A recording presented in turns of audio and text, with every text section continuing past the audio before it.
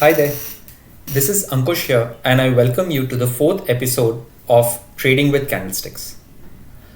Before we begin, we just completed our 74th Indian Independence Day, so from my side, wish you all a very happy Independence Day. I hope you guys are really enjoying what I'm publishing as a series on trading with candlesticks and are also able to apply this practically in the market to get some profitable trades. What we have covered so far is the basics of candlesticks, candlestick patterns which hint at the trend reversals, support and resistance, and most importantly, we looked at one of the trading strategies called breakout and pullback strategy. If you have any questions or queries related to any of my videos, please feel free to post it in the comment section below and I will try to revert back to you as soon as possible. Yeah. Now, after my last video, I got a number of queries on how can one determine whether the stock is trading at its support zone or at its resistance zone. Fair question. Now, I will cover in my fifth episode how to draw your own support and resistance lines. But today I want to give you something which is more standard and more objective in terms of support and resistance. So I'll talk about moving averages. Now most of you would have heard about 250-day moving average in most of the news channels. But what I will cover is definitely 200-day moving average. In addition, I would like to introduce you to one moving average which I personally use. It is the 63-day moving average. We will talk about golden cross and a dead cross, and we will close the session with looking at some examples where breakout and pullback strategies has practically worked in the very recent past, maybe in last 2 to 3 weeks. Yeah. So let's begin. Now what is 200-day moving average?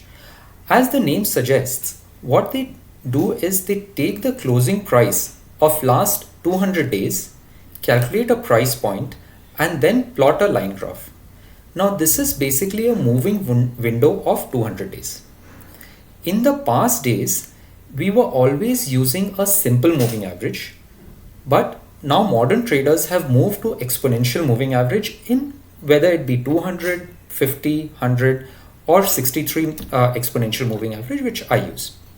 And the simple reason is these moving averages, the exponential ones, give more weightage to the more recent price point. And it makes logical sense as well, if you ask me. So let's see how does the 200-day moving average look at on a candlestick chart. Let's have a look at candlestick Nifty chart to get a better understanding of the moving averages. Now along with the candlesticks, here we see there are two line graphs, one blue in color and the other one green. The blue one indicating the 200 exponential moving average and the green one indicating the 63-day exponential moving average. Now this is not enabled by default. So what we need to do is once we open an account in tradingview.com, you need to go to the indicator tab and search for EMA/MA and select 7 EMA underscore 5 MA. Then change the settings to reflect the required lines. Now, why is 200 EMA so important at this present time? If we go back, let's say from 2014-15, Nifty was pretty much in a single direction of moving upwards with minor pullbacks. So 200 EMA was acting as a very strong support zone for Nifty. What happened in 2020 was a COVID meltdown. With the COVID meltdown, almost every stock, or I would say 95% of the stocks, have started trading below the 200-day EMA.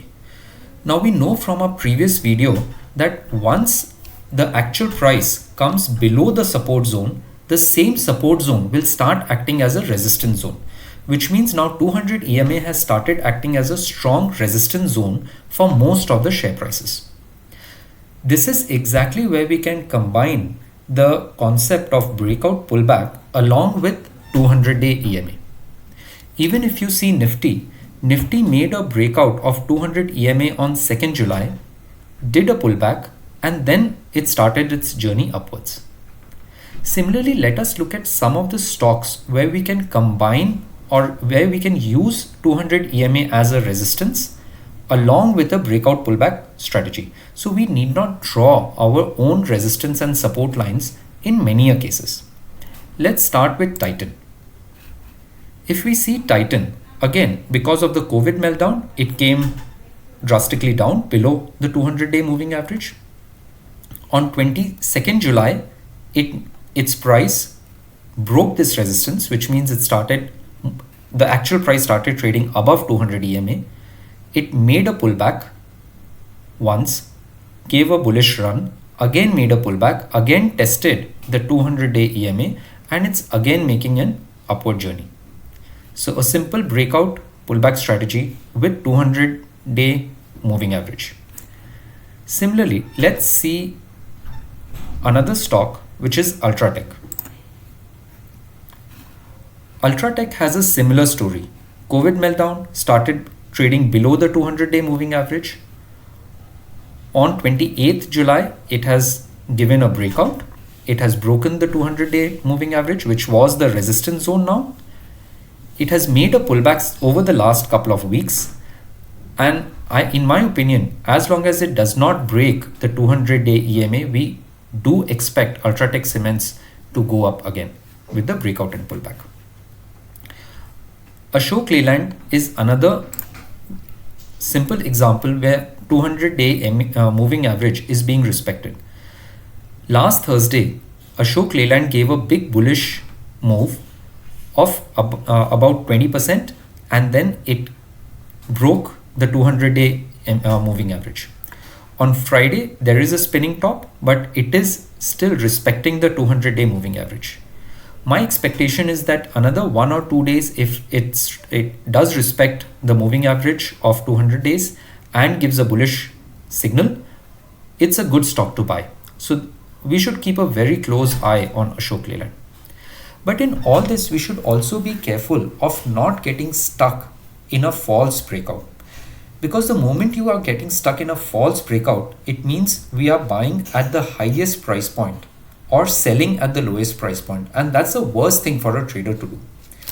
Let me give you an example of MRF, which is undergoing a similar situation.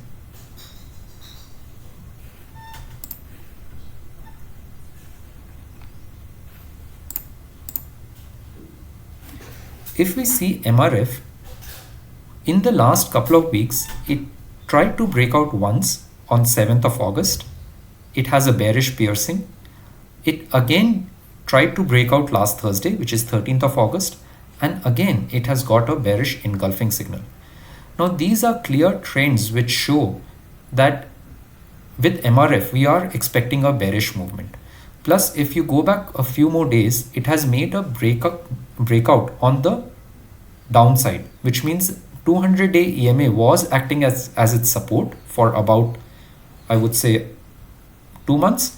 And then on 27 July, it has in fact broken the support zone. So this was a pullback. Last week for me, MRF was a pullback zone, and now I expect MRF to actually go southwards. So we need to be careful with these breakouts. Ensure that there is a pullback, use it as a support or resistance zone interchangeably at this stage, and this will help you not to get entangled or be bothered by with drawing your own support and resistance lines immediately. So that was it from my side for today.